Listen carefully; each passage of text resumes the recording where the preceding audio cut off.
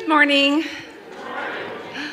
I'm Mary Sullivan, and I'm here to remind you that bidding is open for our online auction. We have garden concerts and concerts in the chapel upstairs, and dinners, and 2 awesome Colorado getaways, and plenty of delicious homemade foods, plus much more for your bidding pleasure. There's something to fit everyone's budget, and the bidding ends in just 10 days on May 4th, so time's running out. On May 7th, we'll have lunch and socializing here at the church, and you can pick up items you've won.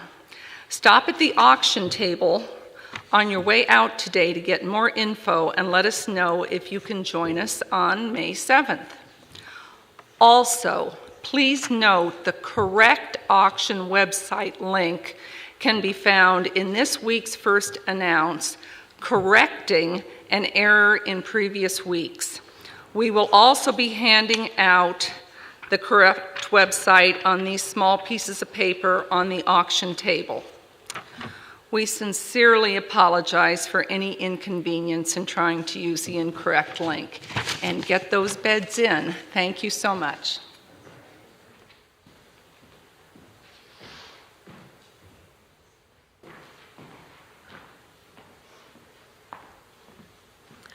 Good morning, First Unitarian. Oh, that's fun to say.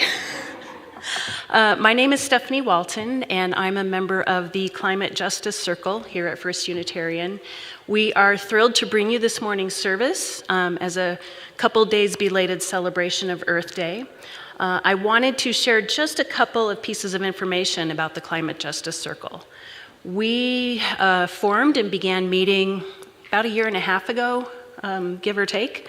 And when we talk about climate justice, that has a very particular meaning that we have embraced and that we are committed to. And that means not just that we are concerned about global warming and we are concerned about climate change. It means that as we look at that concern, we center the people who are most impacted by those changes. And we center the people that have the solutions and the knowledge to get us there. And those are typically the people who are most disproportionately impacted. They tend to be people of color, Black, Indigenous, and people of color, globally and here in this country. Our efforts have been primarily local. We have been working with local community groups to fight Suncor, the refinery that is ongoing polluting neighborhoods that our neighbors live in and are trying to survive in spite of ongoing pollution that they face every day. So that's a little bit about the framing that we use in our approach to climate justice. So that is where the service is going today. And then I also want to just say welcome to everyone who is here in the room. Welcome to the people who are joining us on Zoom. We are so glad you have joined us today.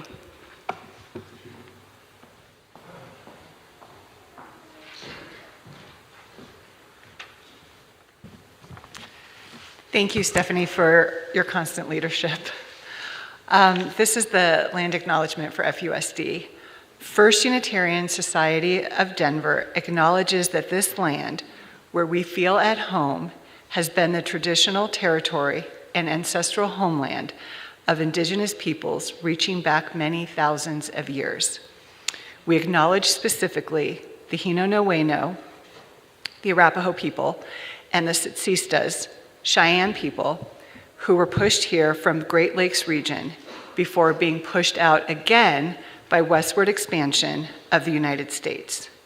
We acknowledge the scores of other Native nations who traditionally moved through this land for trade, hunting, gathering, and healing, all the while stewarding the water, plants, and animals that lived here. These nations include the Lakota, Ute, Kiowa, Comanche, Apache, and Shoshone. We pay our respect and give thanks to all the tribal nations and ancestors of this place.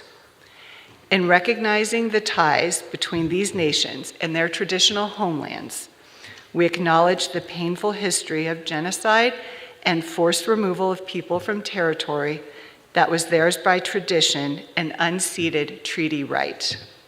We affirm and pay respect to the many contemporary indigenous nations who are still connected to this land on which we gather. Even as we recognize their original claims and stewardship, we acknowledge that our own stewardship of this land has been less than reverent and sustainable. We seek to remember and learn to live with greater reverence, to practice in ways that restore right relationship with this land, its people, and all the life that occupies this land. We are called to this commitment by our own seventh principle, respect for the interdependent web of all existence of which we are a part.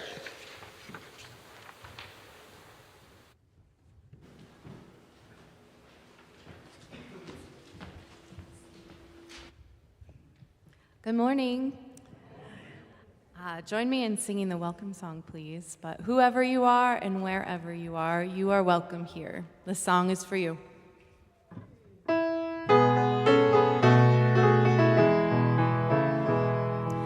We are many, we are one. The light of the world is within you. Sacred and worthy is your soul. A place has been made for you.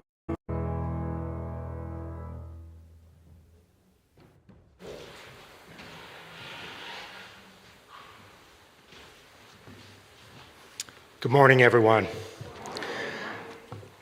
For our call to worship today, I'm going to ask all of you to think about when you came into what we would probably call climate awareness. For me, a person who was raised on a small farm in Missouri, I think I've always had a respect for the land. But it wasn't until I went to college and was introduced to a book that I read that I think I became aware that we're screwing things up. So to begin today's service, I'm going to read a passage to you from Rachel Carson's Silent Spring. And I want you to keep one thing in mind as I read this. It's called A Fable for Tomorrow. This was written 60 years ago in 1962. There once was a town in the heart of America where all life seemed to live in harmony with its surroundings. The town lay in the midst of a checkerboard of prosperous farms with fields of grain and hillsides of orchards where, in spring, white clouds of bloom drifted above the green fields. In autumn, oak and maple and birch set up a blaze of color that flamed and flickered across a backdrop of pines. Then foxes barked in the hills and deer silently crossed the fields, half hidden in the mist of the fall mornings. Along the roads, laurel, viburnum, and alder, grape ferns, and wildflowers delighted the traveler's eyes through much of the year. Even in winter, the roadsides were places of beauty where countless birds came to feed on berries and on the seed heads of the dried weeds rising above the snow. The countryside was, in fact, famous for the abundance and variety of its bird life. And when the flood of migrants was pouring through in the spring and fall, people traveled from great distances to observe them. Others came to fish the streams, which flowed clear and cold out of the hills and contained shady pools where trout lay. So it had been from the days many years ago when the first settlers raised their houses, sank their wells, and built their barns. Then a strange blight crept over the area, and everything began to change. Some evil spell had settled on the community. Mysterious maladies swept the flocks of chickens. The cattle and sheep sickened and died. Everywhere was a shadow of death. The farmers spoke of much illness among their families. In the town, the doctors had become more and more puzzled by the new kinds of sickness appearing among their patients. There had been several sudden and unexplained deaths, not only among adults, but even among children. Children who would be stricken suddenly while at play and die within a few hours. There was a strange stillness. The birds, for example, where had they gone? Many people spoke of them, puzzled and disturbed. The feeding stations in the backyards were deserted. The few birds seen anywhere were moribund. They trembled violently and could not fly. It was spring without voices. On the mornings that had once throbbed with the dawn chorus of robins, catbirds, doves, jays, wrens, and scores of other bird voices, there was now no sound. Only silence lay over the fields and woods and marsh. On the farms, the hens brooded, but no chicks hatched. The farmers complained that they were unable to raise any pigs. The litters were small, and the young survived only a few days. The apple trees were coming into bloom, but no bees droned among the blossoms, so there was no pollination, and there would be no fruit. The roadsides, once so attractive, were now lined with brown and withered vegetation, as though swept by fire. These too were silent, deserted by all living things. Anglers no longer visited them, for all the fish had died. In the gutters under the eaves and between the shingles of the roofs, a white granular powder still showed a few patches, some weeks before it had fallen, like snow upon the roofs and the lawns and the fields and the streams. No witchcraft, no enemy action had silenced the rebirth of new life in this stricken world. The people had done it themselves. This town does not actually exist, but it might easily have 1,000 counterparts in America or elsewhere in the world. I know of no community that has experienced all of the misfortunes I describe.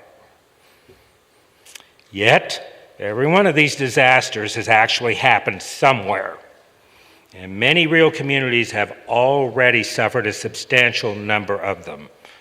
A grim specter has crept upon us almost unnoticed, and this imagined tragedy may easily become a stark reality we all shall know. Again, welcome to Climate Justice Sunday.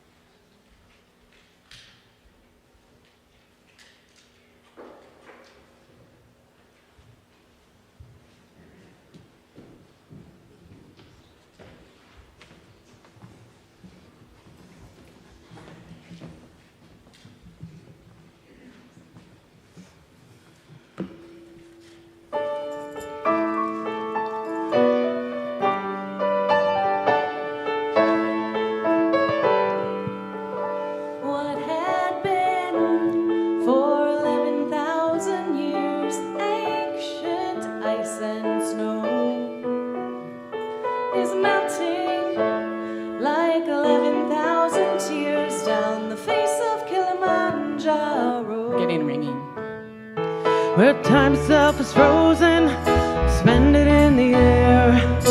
Now the water flows on Kilimanjaro, damaging the essence of our atmosphere, threatens our existence. Kilimanjaro, oh, oh, Kilimanjaro, oh, oh, Kilimanjaro, oh,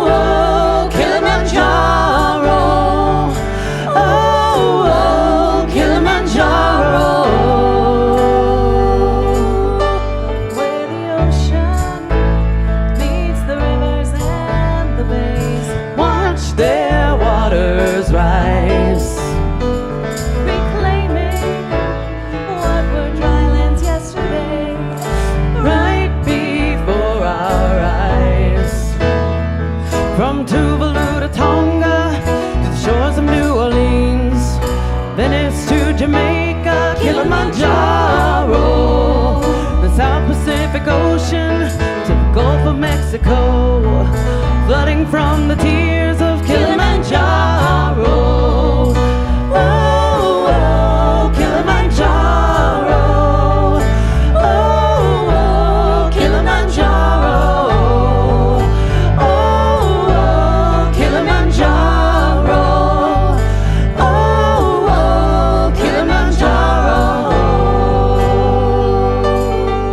What will be in 11,000 years? Will we be at all? Will humans have realized our fears, or will we heed this call? We have burned our image on the open sky, squandering our privilege. Kilimanjaro, glacial ice is falling, corporations lie, hovering and stalling. Kilimanjaro, we've seen you crying, we can finally hear what we've been denying. Kilimanjaro, we can stop the yearning, we can stop the tears. We are finally learning, we are finally learning, we are finally learning. Oh, oh, Kilimanjaro. Oh, oh, Kilimanjaro. Oh, oh, Kilimanjaro. Oh, oh, Kilimanjaro. Oh, oh, Kilimanjaro. Oh, oh, Kilimanjaro. Oh, oh, Kilimanjaro. Oh, oh, Kilimanjaro.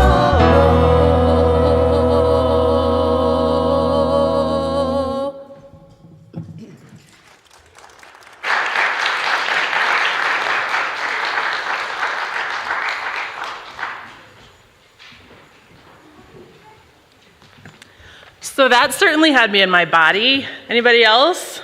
Yeah? You can be in your body in this space. You can move, clap, stand up and dance around. You don't just have to sit and stare at the people performing up here and singing for you.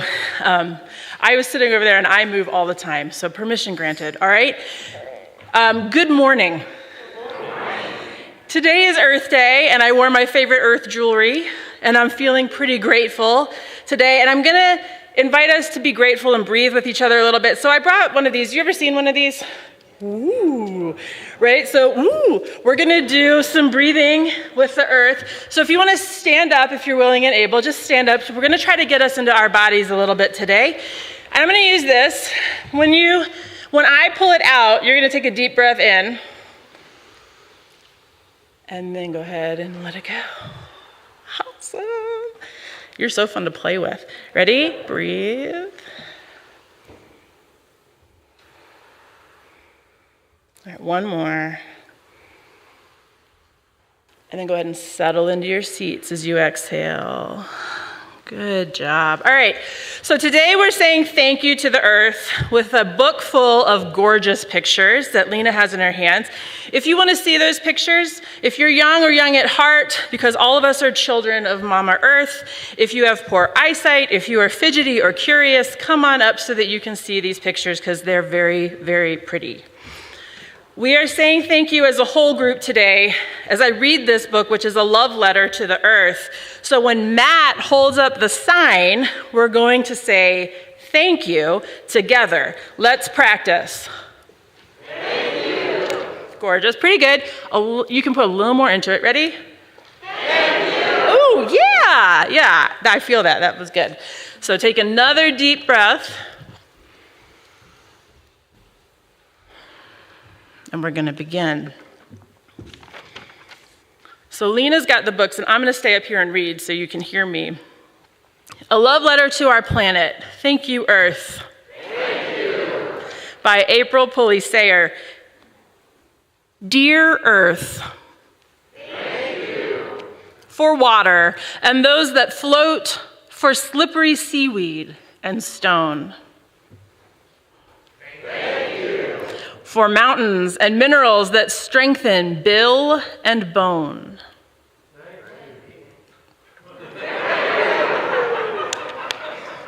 For air, even fishy whale breath. For colors and coastlines and beach. For tiny and towering, for trees and vines that reach. For curves and prickles and parallels, for patterns and shapes that repeat. And in that picture, hold on, sorry. In that picture, what do you guys see down there? Just yell it out. Sunflowers, sunflowers. All right. For leaves and stems and buds, for plant parts, we can eat. For sound and storms and seasons, for struggles and pale in-betweens.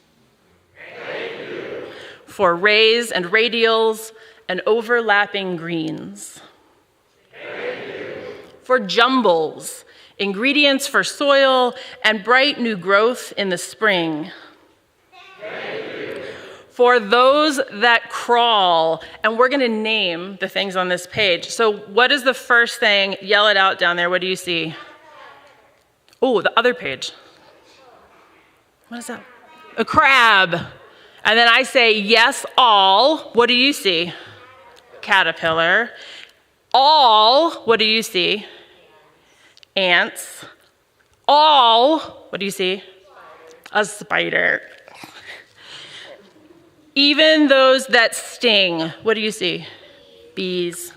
Yep, they're really amazing pictures. For sunsets, for sky room for birds, and for edges eyes can roam. For beginnings, for endings, for lifetimes, for being our home. Good job. Now that was, did anybody count how many times we said thank you? Who was it? I know somebody did. No, 14. We said thank you 14 times. I counted. And we're not done quite yet. We're grateful for the earth every day in our shared home. This congregation is another home that we share. And today in RE, upstairs in our chapel today, we're going to learn more about our symbol for Unitarian Universalism, which is our chalice. You guys, I didn't have to prompt you, you said it. This is our beautiful congregational chalice over here. And if you get close to it, you can see on the inside of this top part, and I want folks to come up and look at it maybe after the service, but there are all different sorts of symbols on the inside. And on the outside, there's beautiful decoration by the artist who made it. And so we are also going to be artists upstairs in the chapel today as we learn about why the chalice is a symbol for Unitarian Universalism, and then make chalices that can go home and be lit at home when we're not together on Sunday mornings. So don't forget to come up and look at this at some point today after the service. Please wait until it's done. And then join me in singing our children upstairs, and parents, you can come get them upstairs after the service in our chapel. Ready?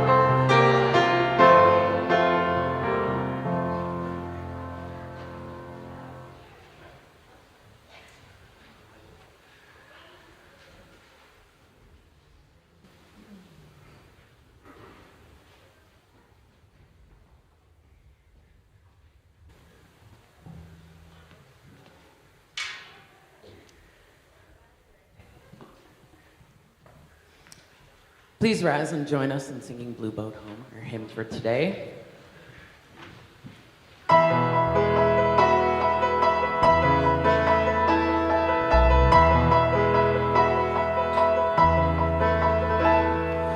Go below me, I feel no motion, standing on these mountains and plains, far away from the rolling ocean.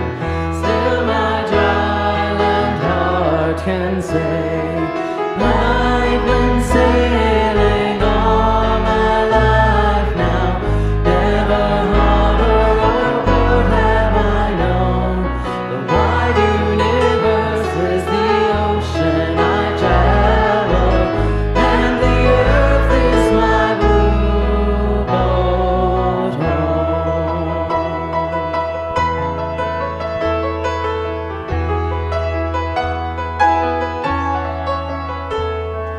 Sun, my sail, and moon, my rudder, as I ply the starry sea, leaning over the edge in wonder, casting questions into the deep, drifting here with my ship's companions, all we kindred pilgrim souls, and making our way through the lights of the heavens in our beautiful blue boat home.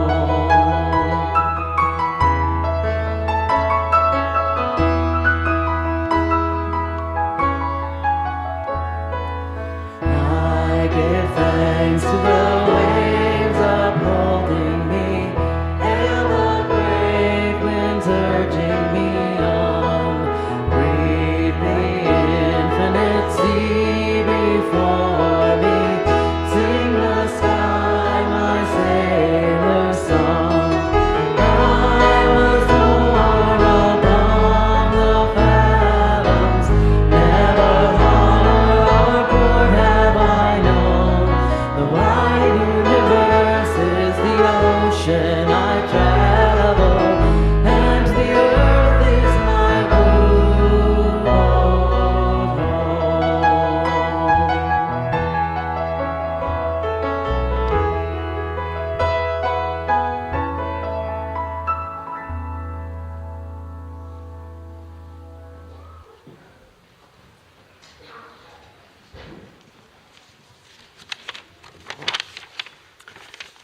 Hi, I'm David Alley, a member of the FUSD Board and Climate Justice Circle, with some thoughts about why we give. Inspired actually by an email that I received recently from Harold Fields, the person who led Second Tuesday Race Forum at United Methodist, Park Hill Methodist for 20 years or more. He attached an article critiquing Maslow's hierarchy as a universal explanation of what motivates humans and how we all meet our needs. Kind of a wake-up call for me. Bottom line, it's not universal. Maslow reflects individualized culture. In contrast, African culture prizes Ubuntu, which embodies human solidarity and stands explicitly against inequality and isolating individualism.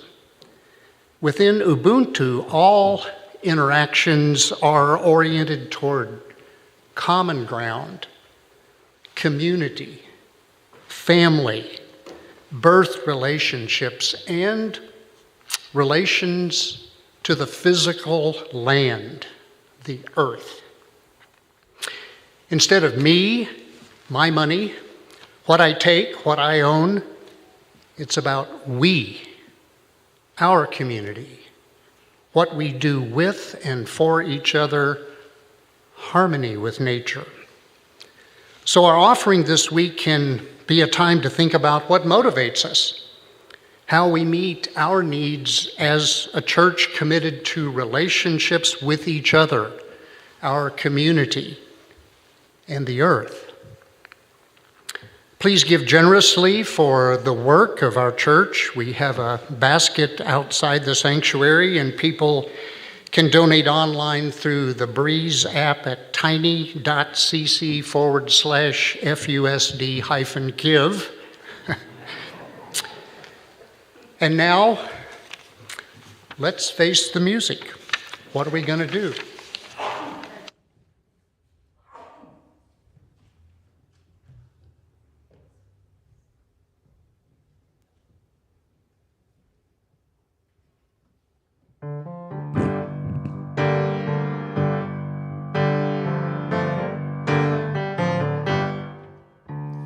What are we gonna do when the glaciers fall? What are we gonna do when the glaciers fall? With the polar ice caps melting and the temperature damn sweltering, what are we gonna do when the glaciers fall? What are we gonna do when the oceans rise? Oh, what are we gonna do when the oceans rise?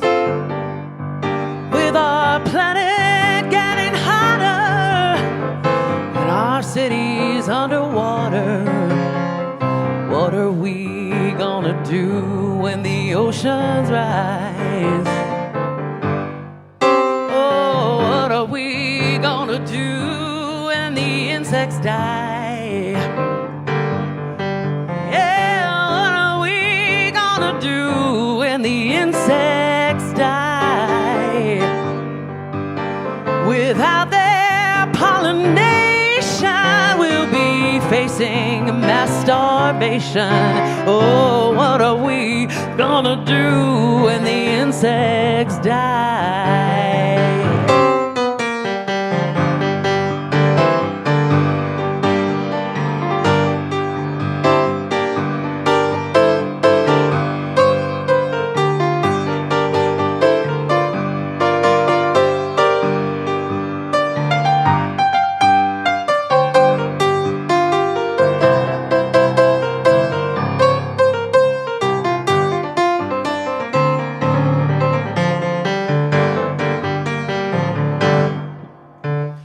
When are we gonna fight with all our might?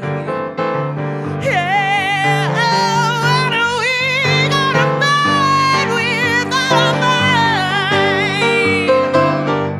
With our very lives at stake and the floodwaters starting to break. When are we gonna fight with all our might?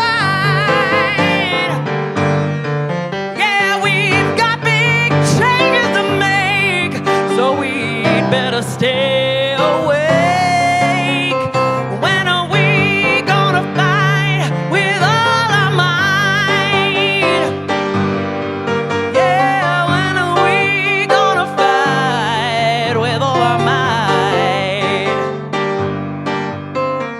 When are we gonna fight with all our might?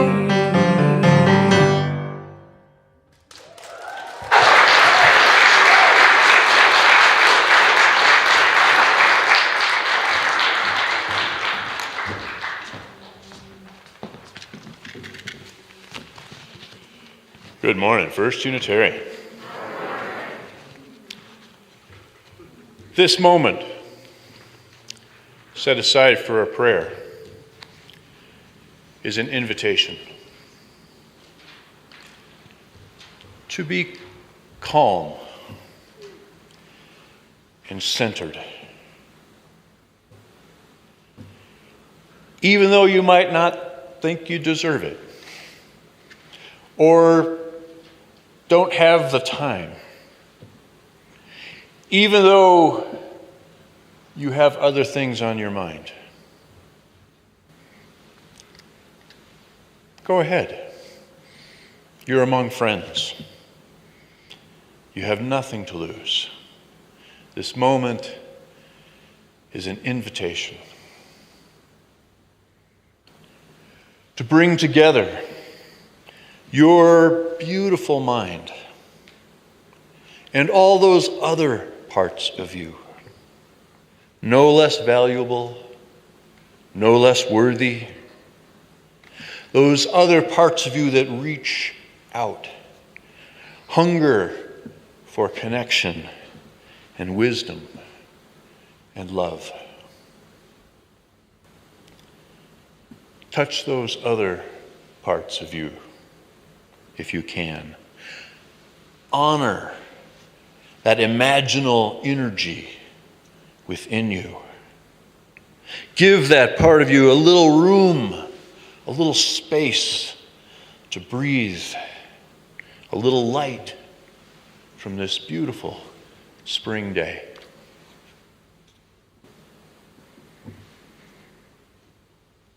This moment of prayer is an invitation to breathe deeply of the blessings of this hour, this community, the gift you have given yourself of being here with about 100 of your closest friends. Please know that there will be a memorial service for Debbie McGinnis here at First Unitarian Denver on May 21st at 1:30 in the afternoon. Debbie and Bruce have been members at this congregation for many, many years. We know today that all over the world, people are celebrating the Orthodox Easter. Western Easter was last week. But in Ukraine and the Middle East and Greece and Turkey and North Africa and many other parts of the world, it is Easter today. I want to give thanks today to our climate justice group for organizing the service today and for all the work they do. And this morning we hold in our hearts the people of Ukraine and of Tigray and the Uyghur Muslims in China and the people in the Palestinian territories. May the world have mercy on their bodies, on their families, on their future. This moment right now is an invitation. Both hands extended, palms upward, a gesture of both giving and receiving. Know that there are sources within your being and beyond that are just as real and more powerful even than the doubts and the fears that plague you. Touch those sources now. Honor, give space, give breath to the gifts of life and love and creation and God. Allow the light of these holy sources to flow through you, if you can, and hold you in blessing.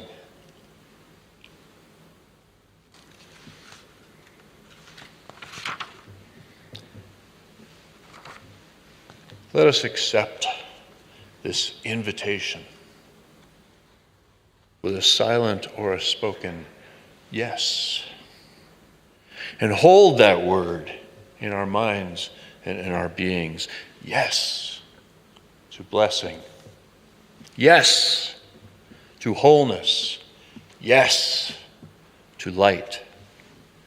Yes to the love that sustains us. Amen.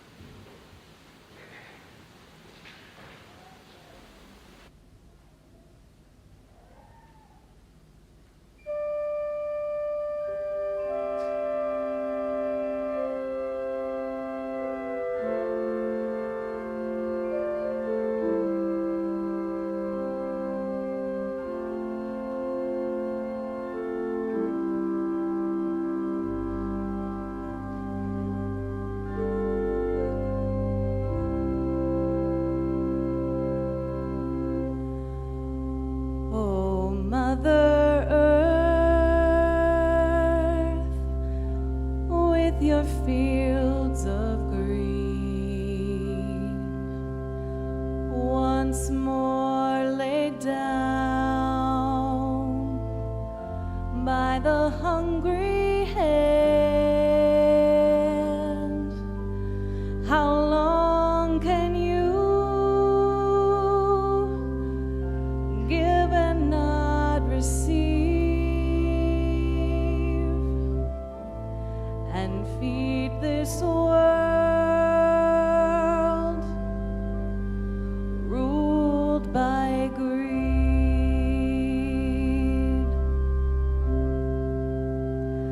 Oh, ball of fire, Oh, ball of fire in the summer sky, in the summer sky. your healing light, Your healing light, your parade of day, your parade of day. are they betrayed?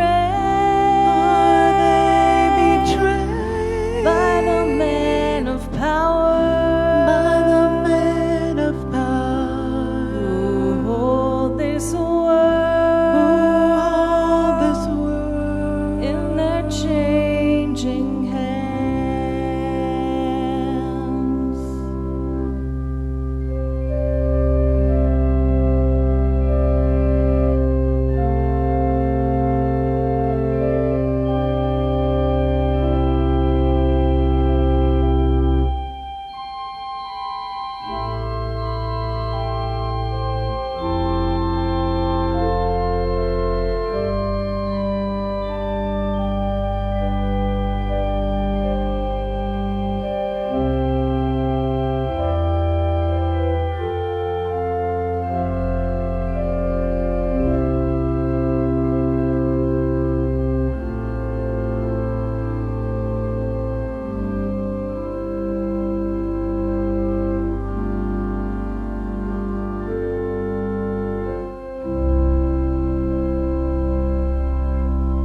Oh, freedom land, Oh, freedom land, can you let this go? can you let this go Down to the street, down to the street where the numbers grow, where the numbers grow? respect Mother Earth, Respect Mother and her healing way, and her healing way. don't trade away, Don't trade away our Children's Day, our Children's Day.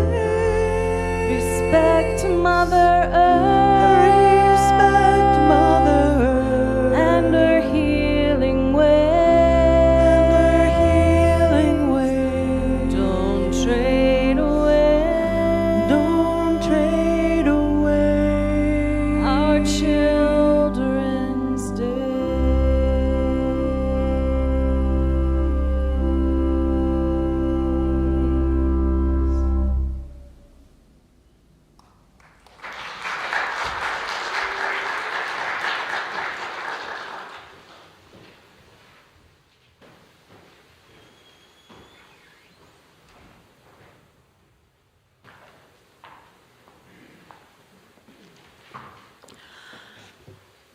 That was beautiful. Thank you. I'm going to share a reading now from Robin Wall Kimmerer from her book, Braiding Sweetgrass.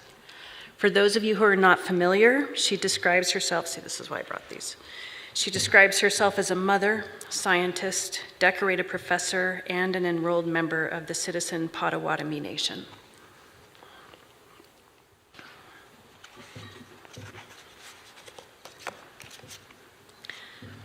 How do I show my girls I love them on a morning in June? I pick them wild strawberries. On a February afternoon, we build snowmen and then sit by the fire. In March, we make maple syrup. We pick violets in May and go swimming in July. On an August night, we lay out blankets and watch meteor showers. In November, that great teacher, the woodpile, comes into our lives. That's just the beginning. How do we show our children our love? each in our own way by a shower of gifts and a heavy rain of lessons. Maybe it was the smell of ripe tomatoes, or the oriole singing, or that certain slant of light on a yellow afternoon and the beans hanging thick around me. It just came to me in a wash of happiness that made me laugh out loud, startling the chickadees who were picking at the sunflowers, raining black and white holes on the ground. I knew it with a certainty as warm and clear as the September sunshine. The land loves us back. She loves us with beans and tomatoes, with roasting ears and blackberries and bird songs, by a shower of gifts and a heavy rain of lessons. She provides for us and teaches us to provide for ourselves. That's what good mothers do. I looked around at the garden and could feel her delight in giving us these beautiful raspberries, squash, basil, potatoes, asparagus, lettuce, kale and beets, broccoli, peppers, Brussels sprouts, carrots, dill, onions, leeks, spinach. It reminded me of my little girl's answer to, "How much do I love you?" "This much," with arms stretched wide. They replied. This is really why I made my daughters learn to garden, so they would always have a mother to love them long after I am gone. The epiphany in the beans. I spend a lot of time thinking about our relationship with land, how we are given so much and what we might give back. I try to work through the equations of reciprocity and responsibility, the whys and wherefores of building sustainable relationship ecosystems, all in my head. But suddenly there was no intellectualizing, no rationalizing, just the pure sensation of baskets full of mother love. The ultimate reciprocity, loving and being loved in return. My daughter Lyndon grows one of my favorite gardens in the world. She brings up all kinds of good things to eat from her thin mountain soil, things I can only dream of, like tomatillos in Chile. She makes compost and flowers, but the best part isn't the plants. It's that she phones me to chat while she weeds. We water and weed and harvest, visiting happily as we did when she was a girl, despite the 3,000 miles between us. Lyndon is immensely busy, and so I ask her why she gardens, given how much time it takes. She does it for the food and the satisfaction of hard work yielding something so prolific, she says. And it makes her feel at home in a place, to have her hands in the earth. I ask her, "Do you love your garden?" Even though I already know the answer. But then I ask tentatively, "Do you feel that your garden loves you back?" She's quiet for a minute. She's never glib about such things. "I'm certain of it," she says. "My garden takes care of me like my own mama. I can die happy."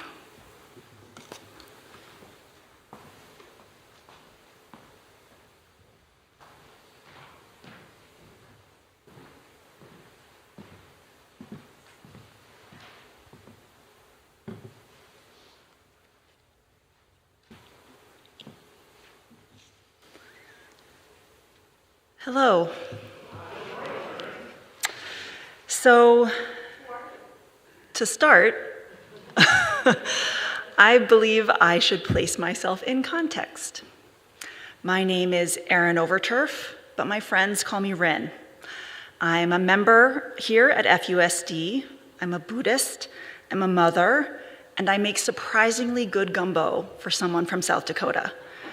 I'm also a lawyer and a climate policy advocate, and I'm so grateful to have been asked by the Climate Justice Circle to talk to you today for Earth Day. So now that you know who I am, I have a favor to ask. I want you to remember. Remember a time you felt inseparably connected to the earth. When you felt your place in the web of life and all the lines of silk connecting you to that web. That connection extends not just between us and the natural world, it also is between each of us as human beings. In the words of Barbara Deming, our own pulse beats in every stranger's throat.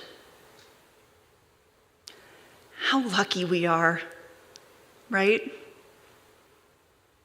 To have these connections, how much we have to be grateful for. The bounty and the generosity of this precious living planet, this changing planet. And we see it changing in front of us in all the ways we were told it would. We see dwindling snowpack. We see thirsty riverbeds. We spend our summers in a painful haze of smoke.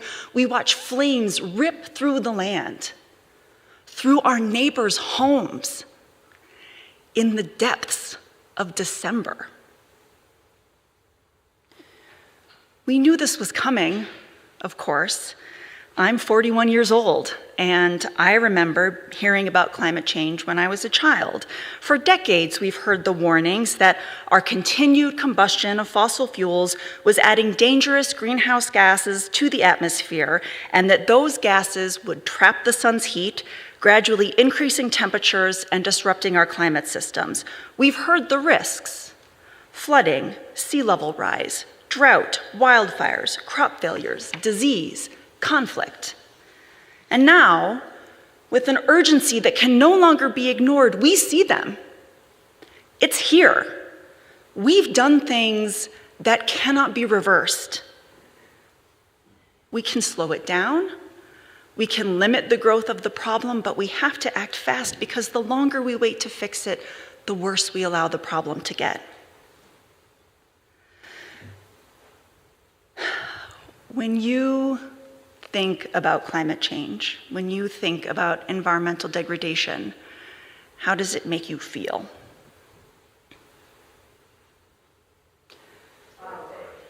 Yeah. For me, it's anger. It's anger and sadness and stubbornness and nostalgia and confusion and hope and guilt and just depthless loss. Now, because thinking about climate change is my job, I feel variations of these feelings basically all the time.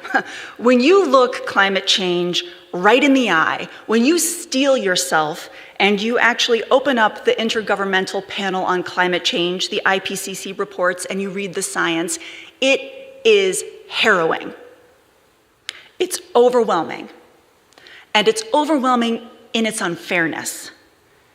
Those who have contributed least to the problem are likely to bear the heaviest burdens. While none of us will be able to escape the impacts of climate change in the decades to come, some will pay a far higher price than others. The IPCC has recognized vulnerability to climate change is shaped by historic and ongoing inequality and legacies of colonialism. Here, in the United States, historic and ongoing racism leaves communities of color, particularly Black and Indigenous communities, more vulnerable to heat waves, extreme weather events, environmental degradation, and displacement, and more exposed to the harmful pollution itself. I remember speaking here to you at this podium about climate change 3 years ago, about the scale of the challenge in front of us, about the pace with which we would need to act to reduce emissions if we wanted to maintain a livable climate. And I told you that we had a window of opportunity, but that window was closing quickly. Since then, we've continued to make some progress. Growth in carbon dioxide emissions has slowed notably over the past decade, but emissions are simply not declining at the pace we need to limit warming to 1.5 degrees. And yet, there's very little outcry. For the most part, we just keep on keeping on. Do people believe, I wonder, do they hope that there are some scientists or technocrat types off somewhere and they've got this problem under control? Because it's not. It's not under control. Emissions and atmospheric greenhouse gas concentrations have continued to rise. We're still not doing enough. The scale of what's required of us for most people is unimaginable. We have only a few decades to fundamentally reorient how we live in and with the world if we want to avoid unfathomable human suffering. Why is it not under control? I would argue that it's because our institutions are not adapting to our new reality fast enough. The legal and policy framework that governs how we interact with each other and with the natural world still overwhelmingly prioritizes extraction, privatization, and short-term wealth accumulation at the expense of maintaining the symbiotic bonds that sustain all life on this precious, improbable planet. Compounding the problem, we feel profoundly alienated from these institutions. Barriers prevent or weaken our participation, our engagement. Some are working tirelessly to prevent us from engaging, to deprive us of our vote. And at the same time, the dominant neoliberal social order has convinced us that these are our individual burdens to bear, that these institutions have little or no responsibility to us. We have been tricked into expecting so little.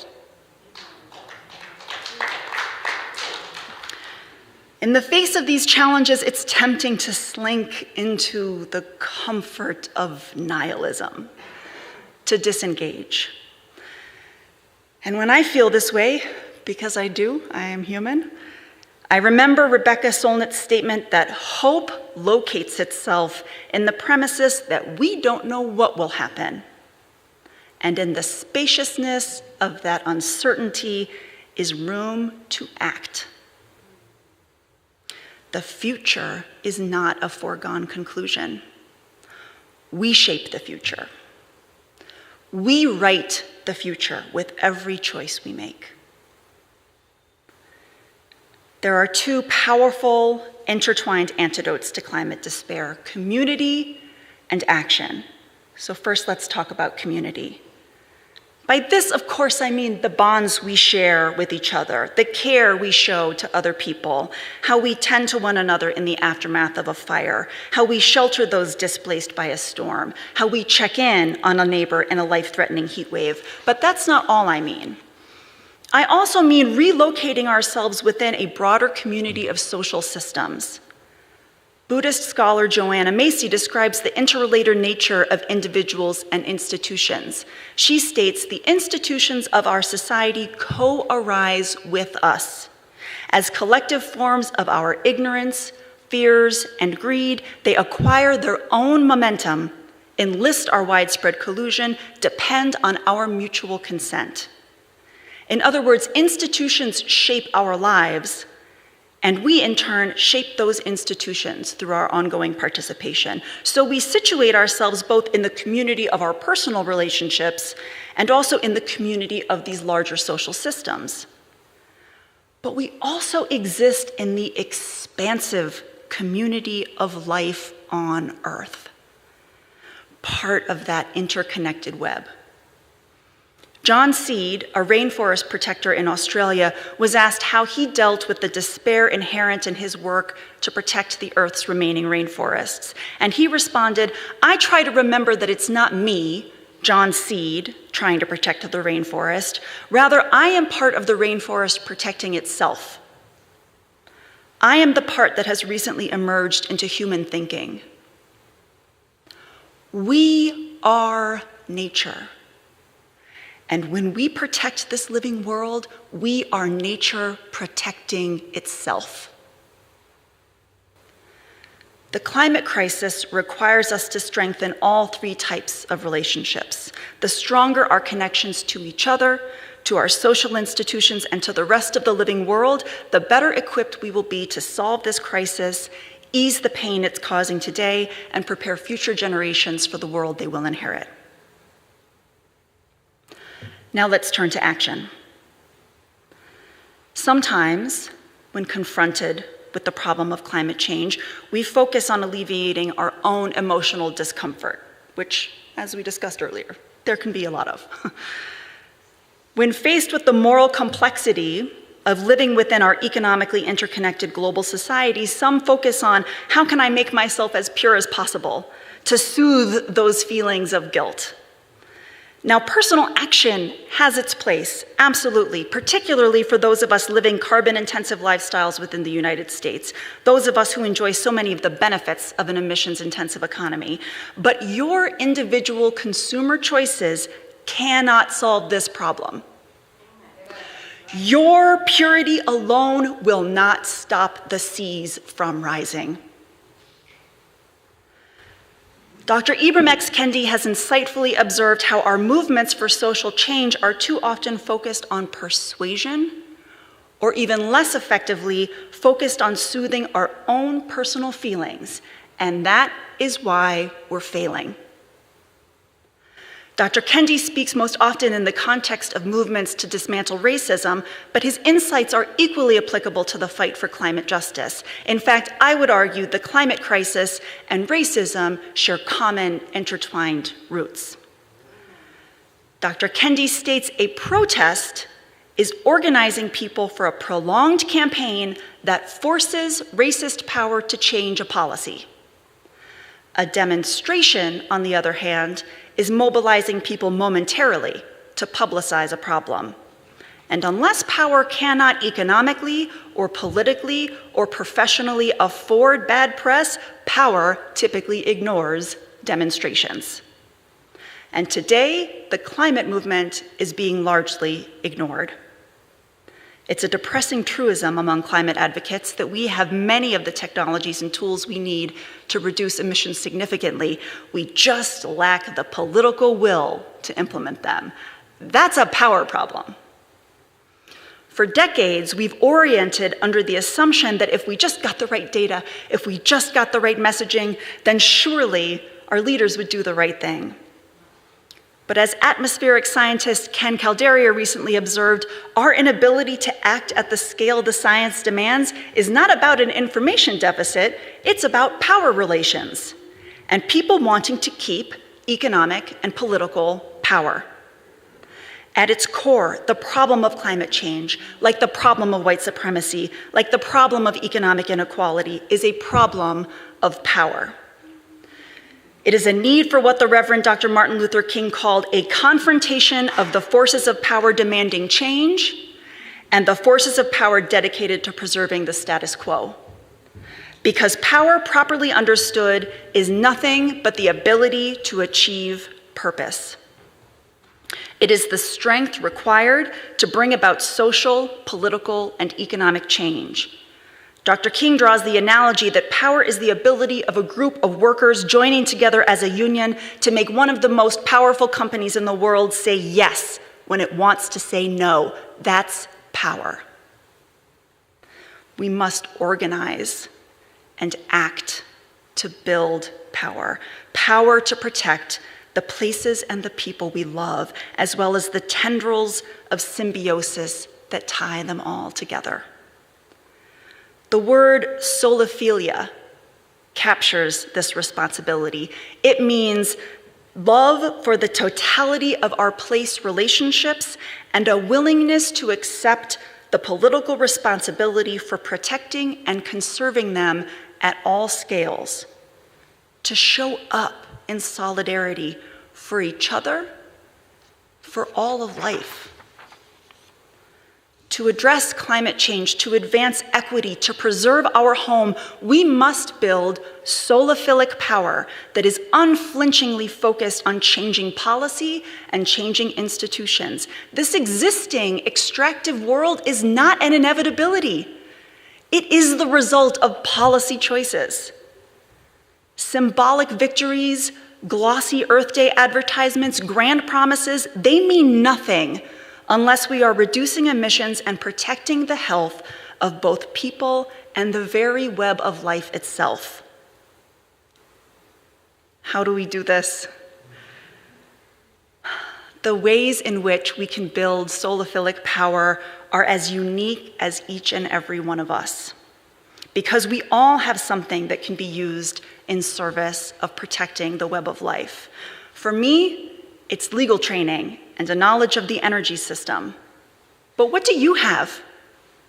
Talent, skills, knowledge, relationships, space, resources, money, influence, artistic vision, time, a vote?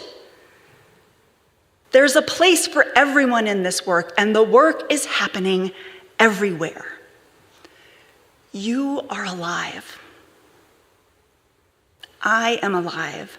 We are alive at what is possibly the most consequential time in all of human history, where we have the potential, if we act, to preserve so much.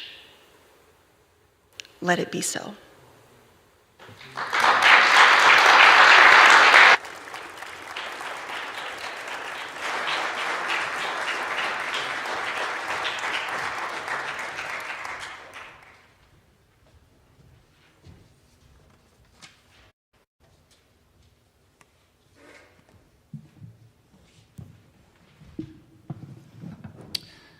There's a part for you to sing on this song if you would like to join in.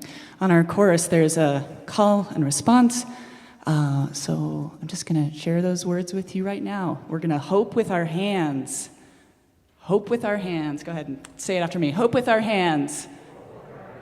Pray with our feet for the world that we love,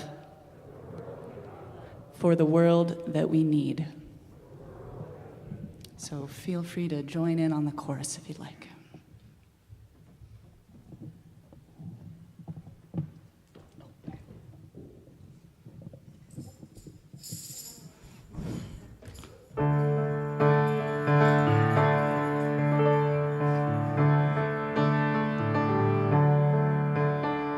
This ground below us is holy, holy. This air that breathes us is holy, holy. So we're gonna hope with our hands. Hope with our hands. Pray with our feet. Pray with our feet. For the world that we love. For the world that we love. For the world that we need. For the world that we need.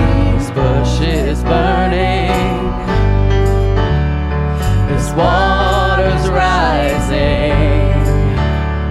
Our earth is hurting. Our people crying. So we're gonna hope with our hands. Hope with our hands. Pray with our feet. Pray with our feet. For the earth that we love. For the world that we love. For the earth that we need. For the world that we need.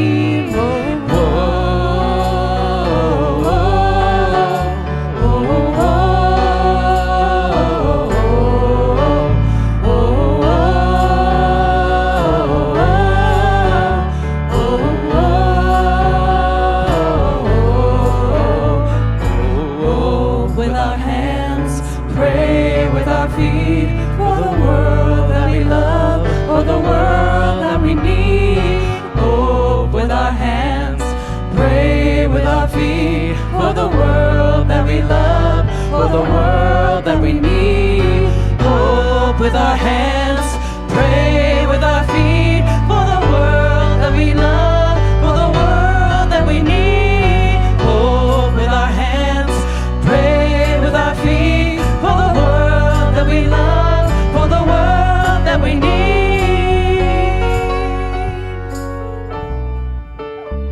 So mercy, mercy, may we meet this moment, this world unfinished, but never broken. And courage, courage, courage, courage. Hey, we guard creation. Hey, we guard creation. For every thousand new generation. So we're gonna hope with our hands.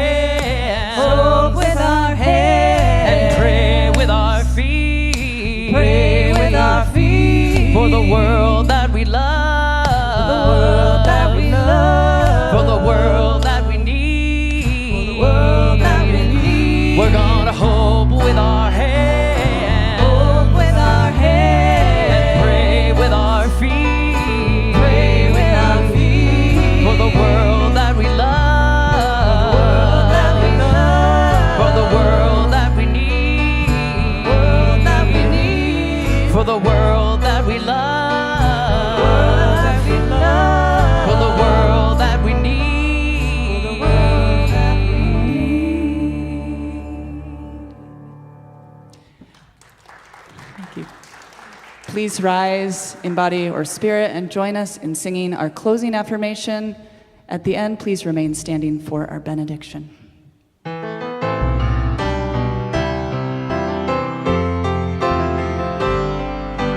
Behind all our differences and beneath our diversity, there is a unity that makes us one and binds us forever together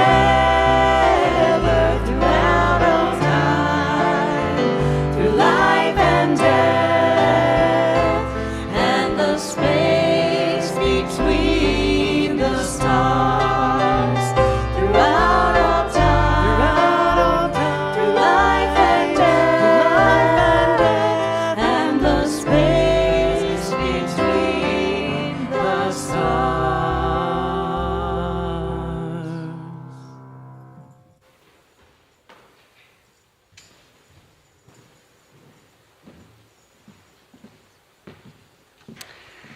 As our service ends, our service begins. Thank you for joining us today.